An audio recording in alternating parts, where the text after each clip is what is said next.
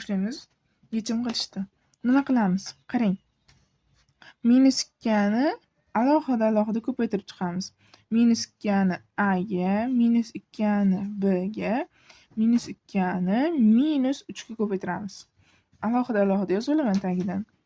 -2a ko'paytirilgan a plus -2a ko'paytirilgan b minus o'rta plus bo'ladi. -2a ko'paytirilgan -3. Xo'p, qarang endi. Nimalar bo'ladi? -2 qarang. Songa ko'paytirasiz. Agar yonida harf kelsa, bu mana shu holat, bu bir xat.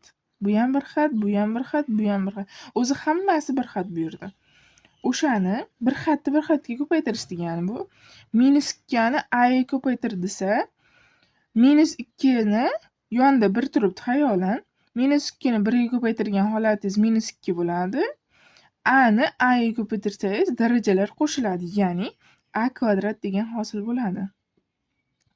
Plus -2 ni b ga. Sonlarga ko'paytiriladi.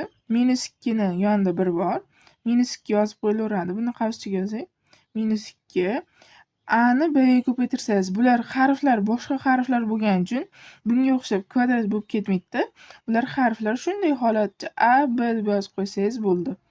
Plus -2 ni -3 ga ko'paytirsangiz, -2 ni -3 ga ko'paytirsangiz, oldidagi minuslar qisqarib ketadi-da, 2 kira 3 6 bo'ladi.